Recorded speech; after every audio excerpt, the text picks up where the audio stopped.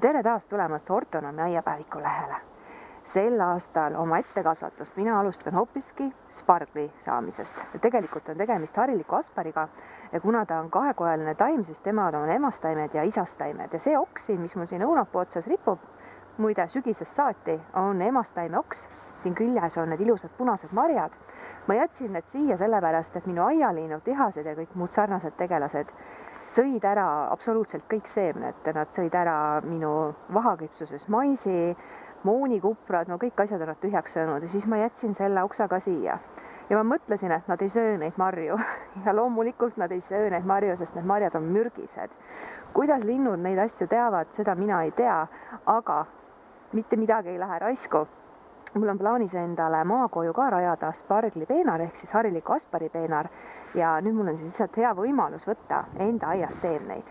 Ka need taimed, mis mul siin peendras on, siin lume all, on enamuses seemnest ette kasvatatud ja kui ma mäletan, siis see sordi nimi oli Mary Washington ja seemnest kasvatamisel on siis see, et tulevad nii emastaimed kui isastaimed. Mõlemad õitsevad, tolmeldajatele hirmsasti need meeldivad, nad saavad sealt palju nektarit. Ma ei soovi osta ette kasvatatud taimi, sellega ma küll võidaksin tervelt 1 aasta.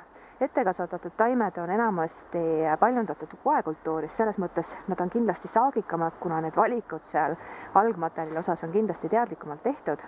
Aga mulle meeldib mässata, ma olen aednik ja veebruar on käes ja lubage mul ometi midagi külvata. Samas selle spargliga saaks teha ka talikülvi, et ma lihtsalt korjaksin need marjad ära, võtaksin seemned välja, paneksin mulda ja tooksin õue tagasi. Ja kevadel ta siis idaneks siis, kui jumal juhatab, eks ole. Aga kuna ma tahan saada sügiseks väga tugevaid taimi juba, siis ma alustan praegu veebruaris.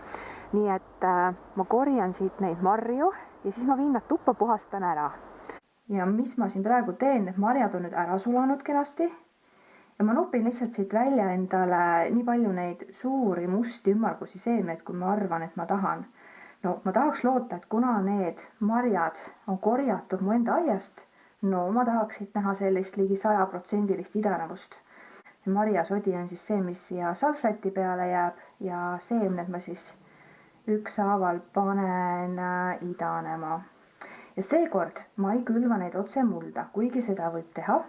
See toimib sama hästi, siis lihtsalt nagu kõikide külvide puhul peab jälgima, et see substraat ei oleks liiga märg, aga samas, et ta ei kuivaks läbi. Aga kui külvata harilikku asparit, siis ma isegi soovitaks substraati külvates panna ta läbipaistvasse karpi. Tema on 1 idulehine, eks ole. Ja tema puhul on hästi põnev on see idanevuse protsess sellepärast, et kõigepealt ta ajab seemnest välja sellise jämeda idu ja siis läbipaistvast karbist on seda nii tore vaadata. Ja alles hiljem ta siis tuleb maa peale või sinna mulla peale ajab sellise õrna rohelise sellise, ma ütleks, et oksakese. Aga tegelikult võib ju vahepeal kannatus otsa saada ja siis tegelikult sellest läbipaistvast karbist on seda karbi põhja palju parem vaadata, et kas see jäme valge idu on juba välja tulnud. Sest et ta võib võtta aega, no mitu nädalat isegi, enne kui ta otsustab, et jah, ma hakkan kasvama.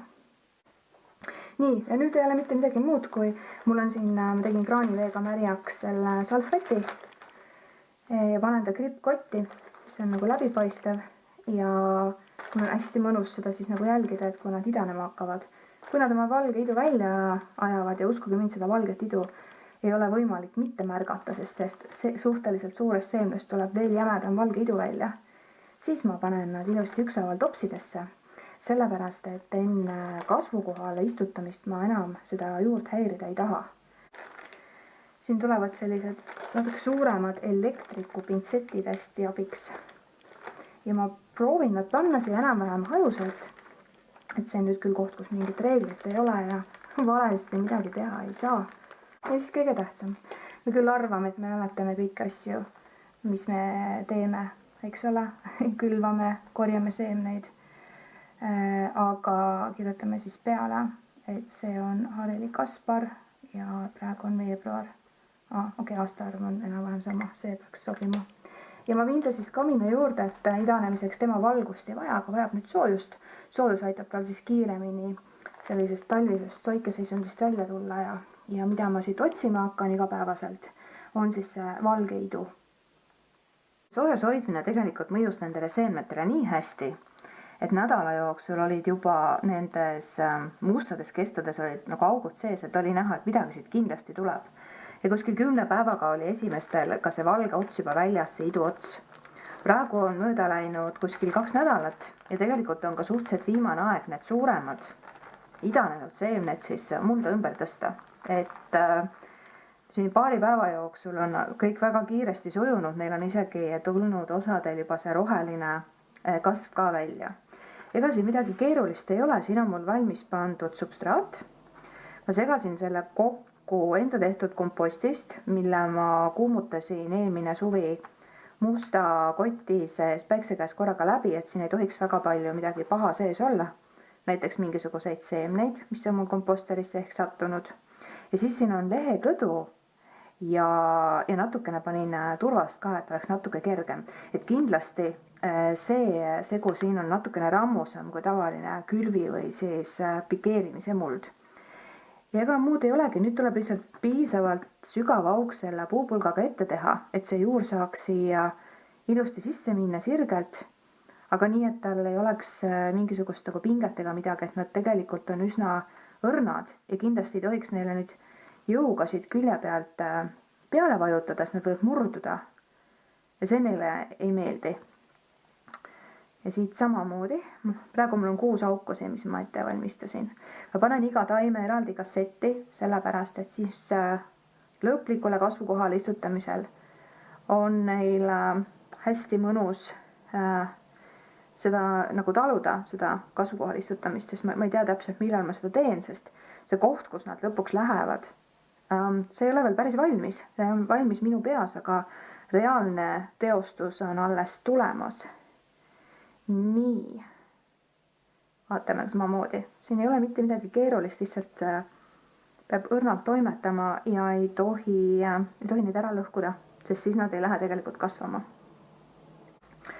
Ja muud nüüd ei ole, kui peab lihtsalt jälgima, et ta läbi ei kuivaks, seda ei tohiks kindlasti juhtuda. Tema väga armastab vett ja hoian teda nüüd siis samamoodi toasoojas kohas.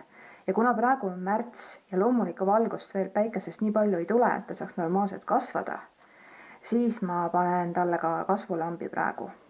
Ja siis vaatame edasi, mis saab. Ja nüüd 2 kuud hiljem me oleme jõudnud juba mai algusesse ja nendest päris väikestest valgetest idudest, mis said ükshaaval siia kassettidesse ümber istutatud, on kasvanud juba päris tublid taimed. Siin on näha ka, et algusel oli ainult 1 väike roheline osa, aga nüüd siis ühest taimest tuleb kogu aeg neid varsi juurde, mida me siis niimoodi spargliks kutsume. Ja iga uus vars, mis juurde tuleb, on ka nagu jämeda, mis tähendab seda, et ka siin potis on juured hästi kasvamas. Ja kui ma ta kummuli keeran, siis ma näen siit alt neid valgeid otsi. Mistõttu ma arvan, et nüüd, kui ka öökülmade oht on möödas, siis ma istutan nad juba suuremasse potti.